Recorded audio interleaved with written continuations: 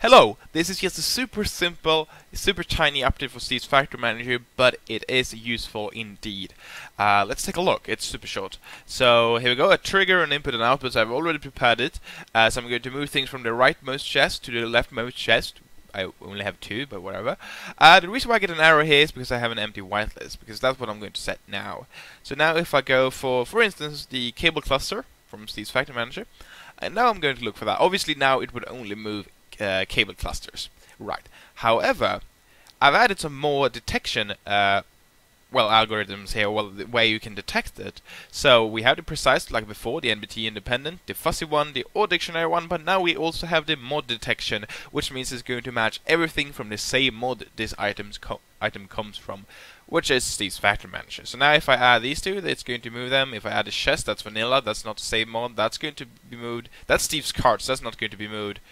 Those will be moved, and the manager here will also be moved. So you're left behind the chest in the dirt because those are from vanilla, and you're left behind the card assembler because that's from Steve's cards, which is not the mod I was looking for. But of course, this works exactly like anything. So I could just do dirt now and then have precise detection on that one. So now it would move dirt and everything from Steve's Factory Manager.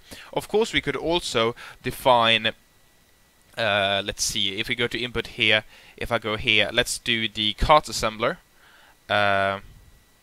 Let's disconnect that first. If I go with the cart assembler, and then I can, of course, specify, actually, let's do it like this. We can specify this one, that's from Steve's cart, and then I would say, alright, everything from Steve's cart is also fine, but we just want to take one item at a time, then obviously that would also work. So now if I connect it like that again, it's going to move them out one at a time, and now if I grab something else from Steve's cards and places that in the first spot, it's going to take that one but nothing else there, but then when we run out it's going to take the next one. So it treats them as the same item. Of course it won't group them here or anything, but now we've set it to do the mod, and then it's going to count the mods there. So now we're moving everything from Steve's Factory Manager, we're moving dirt, and we're moving one Steve's cards thing at a time over here.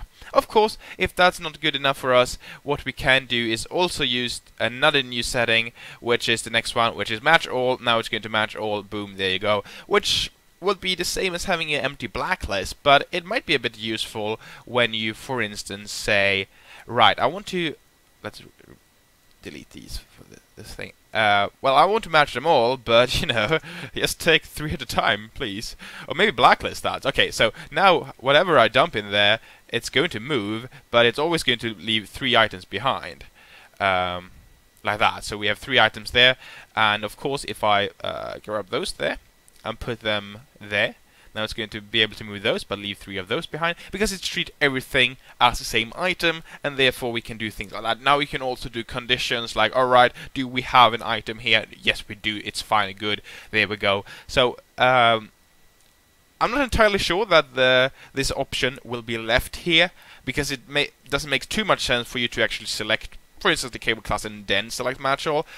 I want to remove the way of doing this, but it might move where you actually select it to match all. But for now, I just added here when I was doing the mod one anyways. So that's pretty much it.